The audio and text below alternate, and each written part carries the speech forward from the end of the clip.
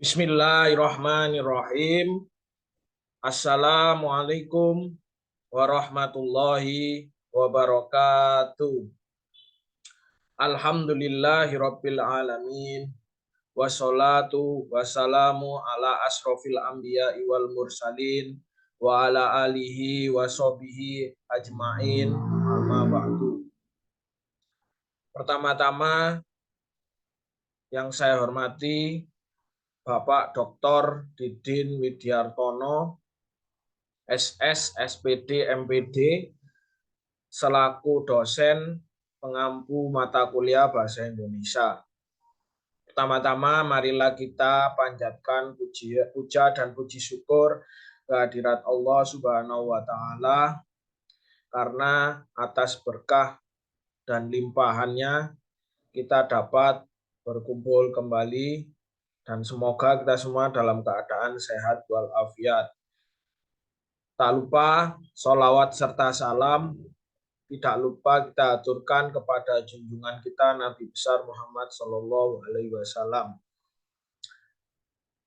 Perkenalkan, nama saya Ahmad Febrian Fajrul Falah.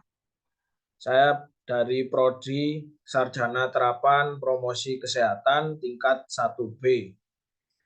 Di sini saya akan menjelaskan jurnal dan juga PPT tentang peran promotor kesehatan sebagai tugas ujian akhir semester praktek bahasa Indonesia. Di sini saya akan menunjukkan jurnal saya terlebih dahulu.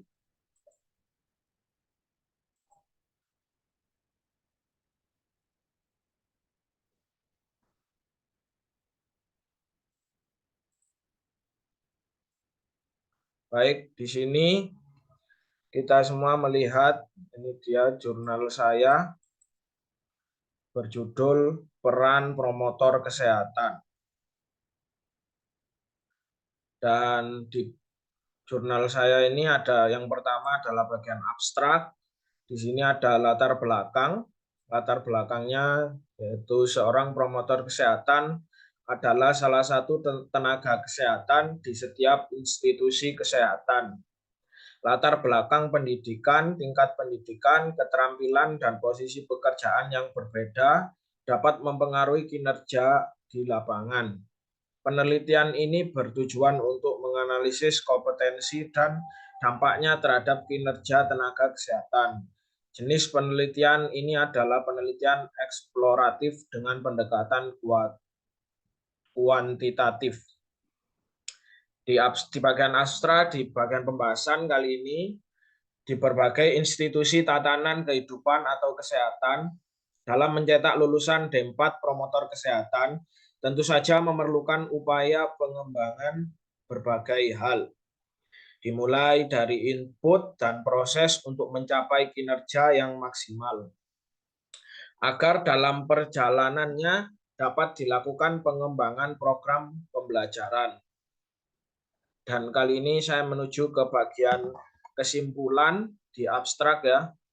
Penelusuran menunjukkan bahwa media sosial merupakan kontributor positif bagi upaya promosi kesehatan.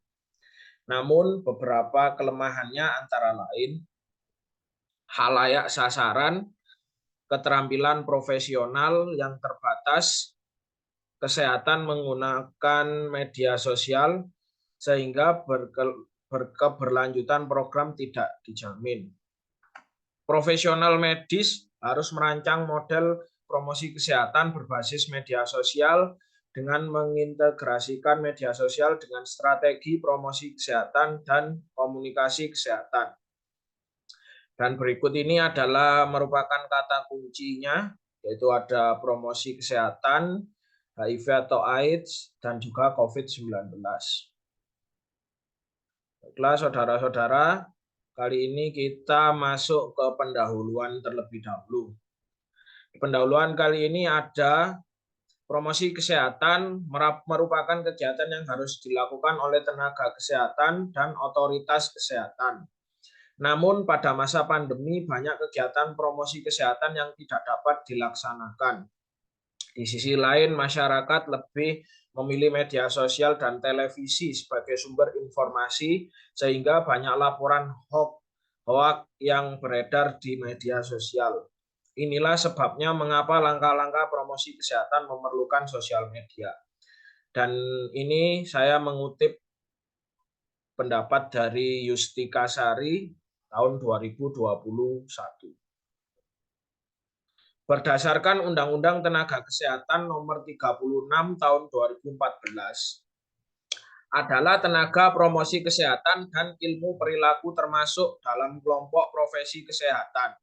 Dan pembina kesehatan membantu masyarakat mengatasi determinan kesehatan melalui 5 tindakan, yaitu membangun kebijakan publik yang sehat, membangun lingkungan yang mendukung, memperkuat aktivisme masyarakat, mengembangkan keterampilan individu, dan memfokuskan kembali layanan kesehatan.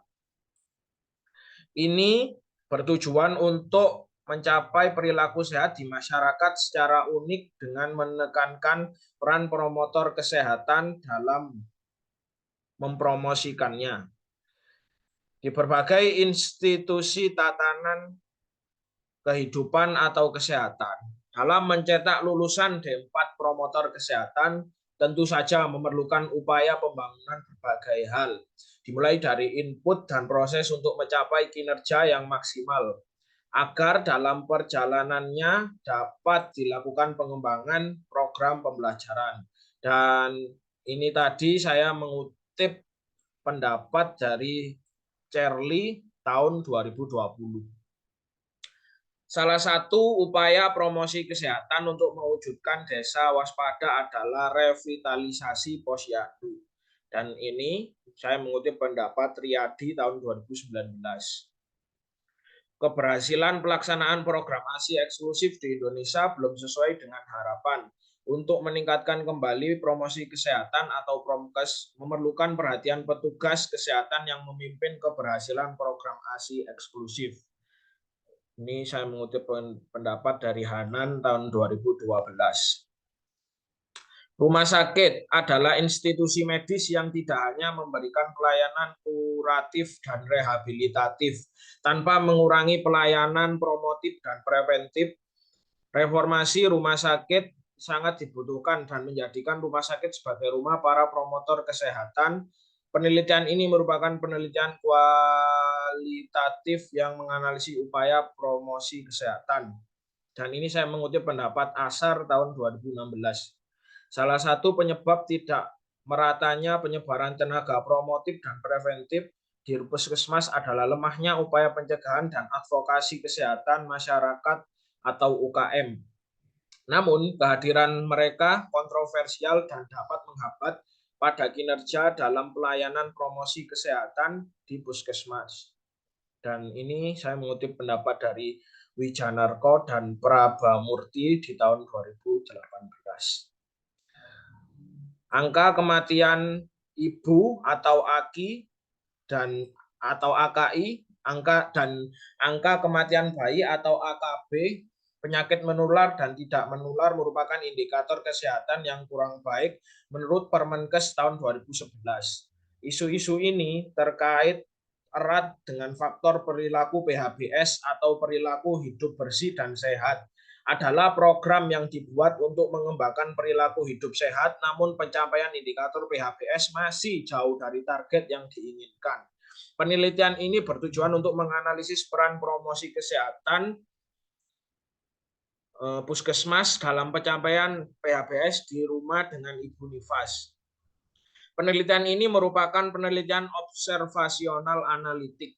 Pendekatan yang digunakan adalah pendekatan kuantitatif dan kualitatif.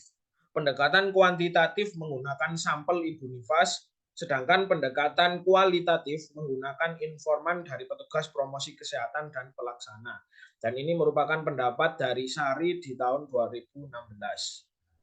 Dan saya mengutip pendapat Sari 2016.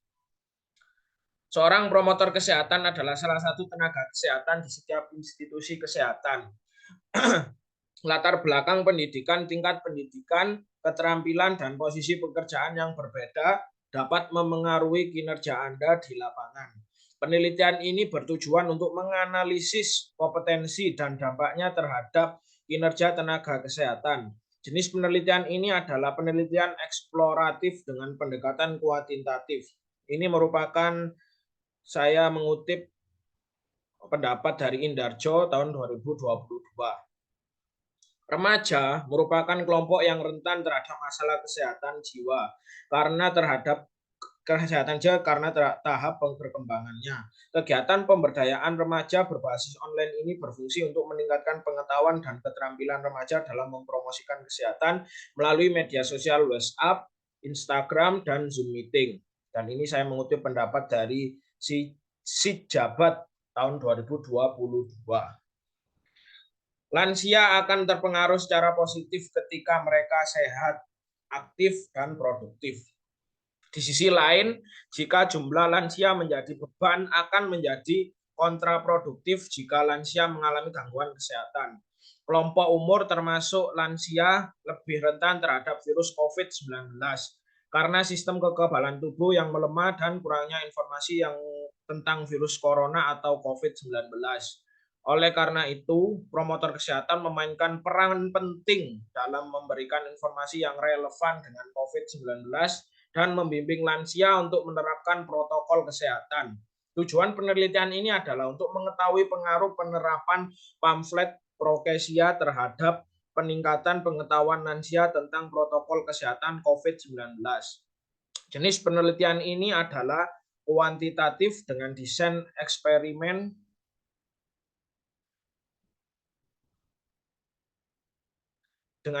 eksperimen semu dengan menggunakan pendekatan pretest dan protest with control group.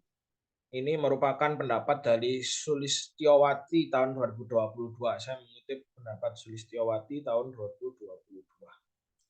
Salah satu isu yang muncul kemudian dalam penelitian ini menyangkut promosi kesehatan. Peneliti menggunakan literatur review, pendekatan self-empowerment, komunikasi kesehatan, promosi kesehatan, dan teori. Sebagai bentuk pemberdayaan, peneliti menggunakan 5 prinsip pemberdayaan berdasarkan Noto Atmojo untuk menggambarkan strategi promosi kesehatan dan menghubungkannya dengan tujuan pemberdayaan dengan menggunakan pendekatan pemberdayaan. Penelitian ini merupakan penelitian kualitatif eksploratif dengan metode studi kasus. Pengumpulan data dilakukan dengan teknik wawancara mendalam dan observasi. Dan ini tadi saya mengutip pendapat dari Rahmadani tahun 2019. Gizi seimbang pada remaja menjadi isu utama saat ini karena pola hidup sehat. Salah satu upaya yang dapat dilakukan oleh para promotor kesehatan adalah dengan memberikan pendidikan gizi melalui media. Dan ini saya mengutip pendapat dari Fatima tahun 2021. Untuk mencapai tujuan tersebut, perlu dilakukan penyederhanaan distribusi pesan universal untuk diet seimbang atau PUGS kepada masyarakat melalui pendidikan dan promosi kesehatan serta media informasi, edukasi, dan komunikasi atau KIE berbasis masyarakat yang tepat. Suatu bentuk lagu yang memperkenalkan PUGS dengan lirik. Tujuan penelitian ini adalah untuk mengetahui pengaruh media lagu promosi kesehatan terhadap pengetahuan ibu dan untuk mengetahui efektivitas media lagu promosi kesehatan. Ini saya mengutip pendapat dari Ismayanti tahun 2017. Khusus untuk pasien tuberkulosis, promosi kesehatan oleh perawat bertujuan untuk memutus mata rantai penularan tuberkulosis. Proses penelitian data melibatkan penggunaan metode kualitatif dan studi kasus sebagai sampel penelitian. Pertimbangan utama perawat dalam pelayanan promosi kesehatan meliputi pengetahuan sikap terhadap pasien tuberkulosis, waktu edukasi, metode komunikasi, media iklan, dan cara memodifikasi lingkungan. Peningkatan pengetahuan pasien melalui promosi kesehatan oleh perawat diharapkan dapat memutus mata rantai penularan tuberkulosis. Dan ini tadi saya mengutip pendapat dari Lestari tahun 2018. Ada beberapa masalah kesehatan di Indonesia. Secara spesifik, tingginya angka kejadian penyakit degeneratif seperti hipertensi, diabetes mellitus, penyakit jantung koroner, dan stroke akibat pola hidup yang tidak sehat. Ahli teknologi yang akan dilaksanakan adalah ahli teknologi kesehatan di bidang promosi kesehatan, yaitu pembuatan media audiovisual untuk pola hidup sehat melalui deteksi dini faktor resiko, pencegahan primer dan sekunder, hipertensi dan diabetes, serta kesehatan promosi dan cara menimbang dan mengukur tekanan darah. Ini saya mengutip pendapat dari Hidayati dan Yuning Tiaswari tahun 2020. Perilaku merokok di Indonesia terjadi terutama pada kelompok usia kerja yaitu 30-34 tahun. Data GATS atau Global Adult Tobacco Survey 2011 juga menunjukkan bahwa jumlah perokok pasif di tempat kerja di Indonesia sangat tinggi, 51,3% atau hingga 14,6 juta orang dewasa yang bekerja terpapar asap rokok di tempat kerja, menurut Kemenkes tahun 2012. Oleh karena itu, sesuai dengan pasal 50 Peraturan Pemerintah Republik Indonesia tahun 2012, telah diterapkan peraturan larangan merokok untuk melindungi pekerja dari bahaya asap rokok. Tempat pekerja harus menyediakan area khusus untuk merokok. Peran promotor kesehatan di sini adalah untuk mengadvokasi penerapan kebijakan KTR dan menyediakan area khusus merokok sebagaimana diatur oleh manajer atau otoritas tempat kerja. Dan ini akan meningkatkan tingkat berhenti karyawan dengan menegakkan kebijakan merokok di tempat kerja. Karyawan selain berhenti merokok, program tunjangan karyawan harus meningkatkan kesehatan, produktivitas, dan retensi karyawan, dan mengurangi biaya asuransi kesehatan karena penyakit yang berhubungan dengan pekerjaan. Dan itu tadi saya mengutip pendapat dari Novita Sari tahun 2017.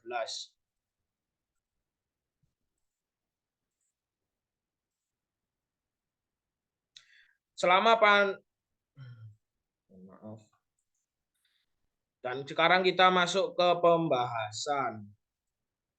Stunting merupakan masalah kesehatan global yang disebabkan oleh banyak faktor, mulai dari ibu, anak, dan lingkungan tempat tinggal hingga fasilitas pelayanan kesehatan dan petugas kesehatan. Promosi kesehatan masyarakat berperan dalam memberikan informasi dan edukasi tentang faktor risiko keterlambatan perkembangan dan gizi selama kehamilan dan nifas. Pendidikan yang baik meningkatkan pengetahuan ibu dan memungkinkan mereka untuk memberi makan anak-anak mereka dengan baik. Hal ini menunjukkan bahwa pemberdayaan perempuan merupakan faktor utama dalam mencegah stunting, karena peran ibu dalam keluarga sangat penting. Ini saya mengutip pendapat dari Setiadi tahun 2020. Selama pandemi COVID-19, jadwal imunisasi ditunda di berbagai daerah, sehingga terjadi penurunan cakupan imunisasi sebesar 0,5% pada Januari hingga April 2020 dibandingkan 2019 pada periode yang sama. Penelitian ini bertujuan untuk mengidentifikasi faktor-faktor yang mempengaruhi kunjungan vaksinasi selama pandemi COVID-19. Kunjungan imunisasi di masa pandemi COVID-19, Puskesmas merekomendasikan pembuatan iklan layanan konsultasi teknis layanan imunisasi selama pandemi COVID-19. Dengan peran tenaga kesehatan melaksanakan promosi kesehatan desa terkait pentingnya vaksinasi di masa pandemi COVID-19 dan penerapan protokol kesehatan dengan metode 5M. Mahasiswa diharapkan dapat mengembangkan penelitian serupa dengan menggunakan variabel dan ukuran sampel yang berbeda. Ini saya mengutip pendapat dari Parinduri dan Khotimah tahun 2022. Program keselamatan dan kesehatan kerja merupakan salah satu elemen kunci yang dilaksanakan untuk mencegah penyebaran virus COVID-19 di tempat kerja dan menjaga keberlanjutan perlindungan tenaga kesehatan terkait pengendalian COVID-19. Tim K3 akan melakukan pengawasan terhadap kegiatan di puskesmas terkait protokol kesehatan, penggunaan APD, pemantauan rutin, dan pembentukan promotor kesehatan untuk melengkapi sarana prasarana puskesmas. Semarang Strategi Pelaksanaan Program atau K3, penulis menyarankan agar tim K3 diharapkan dapat memaksimalkan pelaksanaan program K3. Oleh karena itu, hendaknya dibiarkan mengembangkan strategi semaksimal mungkin, baik dalam perencanaan, pelaksanaan, maupun evaluasi. Keberhasilan program K3 di Puskesmas. Ini saya mengutip pendapat dari Ristanti tahun 2022. Hasil penelitian menunjukkan bahwa intervensi promosi kesehatan yang terdiri dari pemberdayaan, dukungan sosial, dan advokasi untuk meningkatkan pengetahuan sikap dan secara statistik berpengaruh signifikan terhadap peningkatan perilaku merokok karyawan dan pengembangan konsep berperilaku berhenti merokok. Langkah-langkah promosi kesehatan karyawan, pengetahuan, dan kesadaran mempengaruhi perilaku berhenti merokok karyawan. Intervensi promosi kesehatan melalui program penyuluhan individu, kelompok, kolektif, penyebaran leaflet, pemasangan poster di rumah sakit, dan rambu larangan merokok terbukti efektif dalam menurunkan pengetahuan staf agresivitas dan perilaku merokok. Mengevaluasi, memantau, dan memperkuat kebijakan bebas rokok di rumah sakit untuk meningkatkan hasil kesehatan melalui pemberdayaan staf, pembangunan kemitraan, advokasi, dan pelibatan semua komponen rumah sakit. Saya mengutip pendapat dari Usman tahun 2018. Baik, kali ini kita menuju ke bagian penutupnya. Upaya pencegahan dan penanggulangan HIV atau AIDS melalui promosi kesehatan remaja. Karena perilaku remaja mendekati kerentanan HIV/AIDS, banyak remaja yang menghidup dengan HIV/AIDS, masih kurang pengetahuan remaja tentang HIV/AIDS. Di kalangan remaja, pengetahuan remaja tentang HIV/AIDS meningkat dari rendah menjadi cukup dan dari cukup menjadi baik setelah intervensi promosi kesehatan menggunakan media leaflet. Di satu sisi media video telah berubah dari buruk menjadi baik dan sikap berubah dari baik menjadi baik. Media video lebih efektif dalam meningkatkan pengetahuan dan sikap remaja tentang HIV/AIDS, dan pamflet serta promosi kesehatan berbasis video tentang pengetahuan dan sikap remaja tentang HIV/AIDS digunakan sebelum dan sesudah leaflet dan promosi kesehatan berbasis video. Ini saya mengutip pendapat dari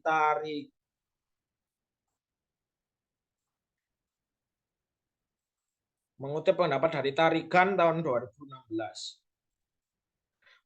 Menteri Kesehatan telah merumuskan visi dan misi untuk meningkatkan pembangunan kesehatan. Karena rumah sakit merupakan institusi medis yang termasuk dalam subsistem kegiatan medis, maka perlu diintegrasikan ke dalam sistem medis, sehingga Menteri Kesehatan mengarahkan pengembangan promosi medis di rumah sakit. Strategi dasar promosi kesehatan di rumah sakit adalah pemberdayaan yang didukung oleh kemitraan, advokasi, dan pembangunan suasana. Rumah sakit adalah rumah sakit umum yang berkomitmen untuk promosi kesehatan. Rumah sakit memiliki organisasi promosi kesehatan rumah sakit dan juga terakreditasi untuk penilaian promosi kesehatan rumah sakit yang belum dilaksanakan. Upaya pemberdayaan bertujuan untuk meningkatkan pengetahuan pasien, keluarga, staf rumah sakit, dan masyarakat sekitar rumah sakit sehingga masih ada pasien yang kambuh. Penelitian ini menggunakan metode deskriptif kualitatif dengan pemilihan subjek melalui target samping. Penelitian merupakan input proses dan output untuk pelaksanaan promosi kesehatan di rumah sakit. Informan utama adalah 3 orang pegawai bagian promosi kesehatan rumah sakit tersebut. Triangulasi informan terdiri dari kepala rumah sakit, direktur, 2 pasien, dan 2 anggota keluarga pasien. Hasil penelitian menemukan bahwa pelaksanaan promosi kesehatan di rumah sakit tidak sesuai dengan fungsi standar promosi kesehatan di rumah sakit yang disusun oleh Menteri Kesehatan karena keterbatasan sumber daya manusia dan tidak ada perbedaan antara pekerja dan bekerja, fungsi promosi kesehatan dan hubungan masyarakat pemasaran di rumah sakit. Ini tadi saya mengutip pendapat dari Purba tahun 2016. Selanjutnya, kursus kesehatan untuk siswa diajarkan melalui ceramah, diskusi, tugas, dan permainan peran. Dengan menggunakan metode ini, hasil belajar yang dicapai oleh mahasiswa dalam kategori cukup dan pengalaman belajar masih kurang. Menggunakan metode hands-on learning dalam mata kuliah promosi kesehatan meningkatkan keberhasilan penelitian. Metode hands-on ini memberikan pengalaman langsung kepada masyarakat, kepada mahasiswa, dan oleh karena itu sangat cocok untuk hasil belajar akhir berupa keterampilan psikomotorik. Saya mengutip pendapat dari Hasanah dan Supriyani tahun 2016. Aspek perilaku promosi kesehatan remaja dapat digali dalam kaitannya dengan budaya Indonesia pada masa remaja dan dijadikan sebagai informasi untuk mengembangkan program pencegahan dan promosi kesehatan remaja. Survei ini merupakan survei kuantitatif terhadap 214 responden berusia antara 15 dan 18 tahun. Hasil penelitian menunjukkan bahwa dari 6 aspek perilaku peningkatan kesehatan, hanya perilaku diet dan perilaku aktivis fisik yang menunjukkan perbedaan gender, yang remaja laki-laki dengan remaja laki-laki menunjukkan nilai yang lebih tinggi daripada remaja perempuan. Saya mengutip pendapat dari Sakdia tahun 2013.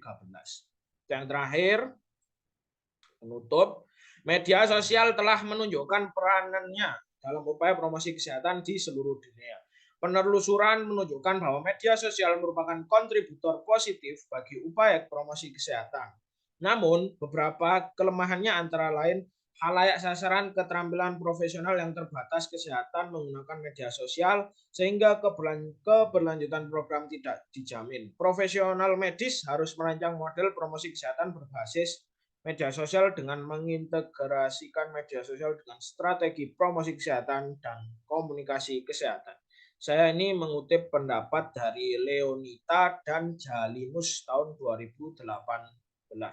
Baik, ini merupakan presentasi saya jurnal, dan kali ini saya akan presentasi PowerPoint.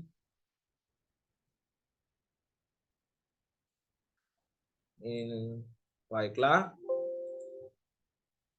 Ini merupakan PowerPoint.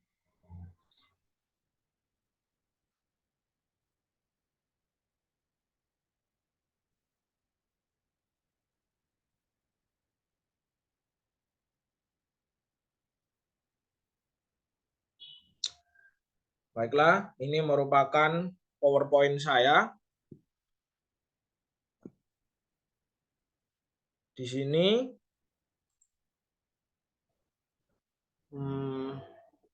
PowerPoint saya mengambil judul peran promotor kesehatan sama dengan jurnal saya tadi. Di pendahuluan, promosi kesehatan merupakan kegiatan yang harus dilakukan oleh tenaga kesehatan dan otoritas kesehatan. Namun, pada masa pandemi, banyak kegiatan promosi kesehatan yang tidak dapat dilaksanakan. Di sisi lain, masyarakat lebih memilih media sosial dan televisi sebagai sumber informasi, sehingga banyak laporan hoaks yang beredar di media sosial. Inilah sebabnya mengapa langkah-langkah promosi kesehatan memerlukan media sosial media. Di kali ini masih di pendahuluan. Seorang promotor kesehatan adalah salah satu tenaga kesehatan di setiap institusi kesehatan.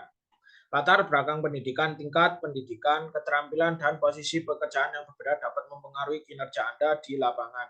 Penelitian ini bertujuan untuk menganalisis kompetensi dan dampaknya terhadap kinerja tenaga kesehatan.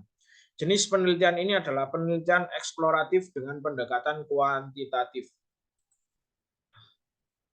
Seorang promotor kesehatan adalah salah satu tenaga kesehatan di setiap institusi kesehatan.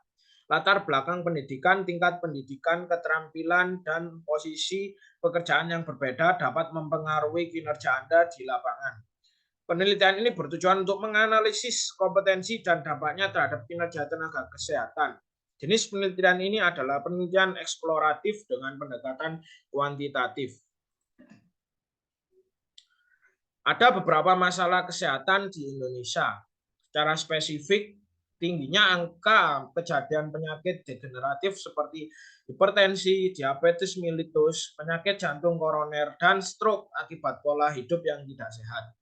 Alih teknologi yang akan dilaksanakan adalah alih teknologi kesehatan di bidang promosi kesehatan, yaitu pembuatan media audiovisual untuk pola hidup sehat melalui deteksi dini, faktor resiko, pencegahan primer dan sekunder, hipertensi, dan diabetes, serta kesehatan, promosi, dan cara menimbang dan mengukur tekanan darah.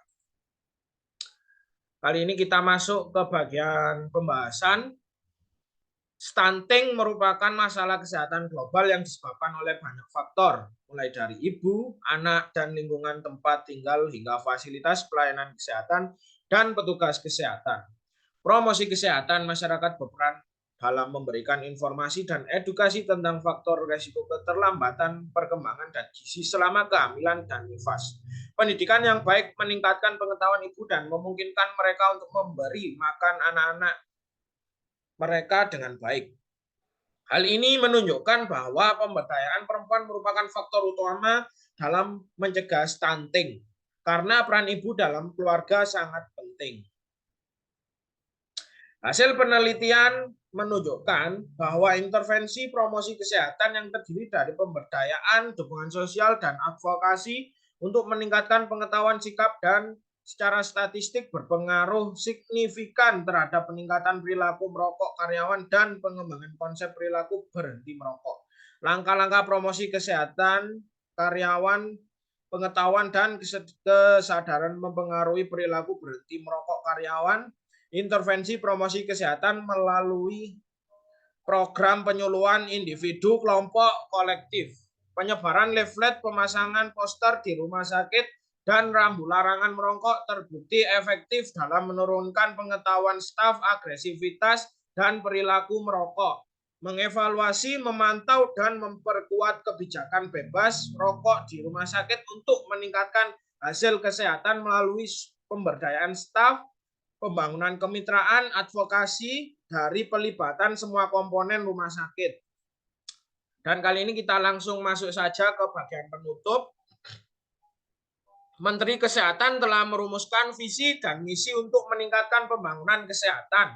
Karena rumah sakit merupakan institusi medis yang termasuk dalam subsistem kegiatan medis, maka perlu diintegrasikan ke dalam sistem medis sehingga Menteri Kesehatan mengarahkan pengembangan promosi medis di rumah sakit. Strategi dasar promosi kesehatan di rumah sakit adalah pemberdayaan yang didukung oleh kemitraan, advokasi, dan pembangunan suasana. Rumah sakit adalah rumah sakit umum yang berkomitmen untuk promosi kesehatan. Untuk rumah sakit memiliki organisasi promosi kesehatan rumah sakit dan juga terakreditasi untuk penilaian promosi kesehatan rumah sakit yang belum dilaksanakan. Upaya pemberdayaan bertujuan untuk meningkatkan pengetahuan pasien, keluarga, staf rumah sakit, dan masyarakat sekitar rumah sakit sehingga masih ada pasien yang kambuh. Penelitian ini menggunakan metode deskriptif kualitatif dengan pemilihan subjek melalui target sampling. Penelitian merupakan input proses dan output untuk pelaksanaan promosi kesehatan di rumah sakit. Informan utama adalah 3 orang pegawai bagian promosi kesehatan rumah sakit tersebut. Triangulasi informan terdiri dari kepala rumah sakit, direktur, 2 pasien, dan 2 anggota keluarga pasien. Hasil penelitian menemukan bahwa pelaksanaan promosi kesehatan di rumah sakit tidak sesuai dengan fungsi standar promosi kesehatan di rumah sakit yang disusun oleh Menteri Kesehatan karena keterbatasan sumber daya manusia dan tidak ada perbedaan antara bekerja dan bekerja. Fungsi promosi kesehatan dan hubungan masyarakat atau pemasaran di rumah sakit. Kesimpulan yang dapat saya ambil, dan ini merupakan kesimpulan di PPT ini, media sosial telah menunjukkan perannya dalam upaya promosi kesehatan di seluruh dunia. Penelusuran menunjukkan bahwa media sosial merupakan kontributor positif bagi upaya promosi kesehatan. Namun beberapa kelemahannya antara lain halayak, sasaran, keterampilan profesional yang terbatas, kesehatan menggunakan media sosial sehingga keberlanjutan program tidak dijamin. Profesional medis harus merancang model promosi kesehatan berbasis media sosial dengan mengintegrasikan media sosial dengan strategi promosi kesehatan dan komunikasi kesehatan. Baik, terima kasih atas perhatiannya. Mohon maaf jika ada salah-salah kata. Saya akhiri, billahi taufik walhidayah. Wassalamualaikum warahmatullahi wabarakatuh.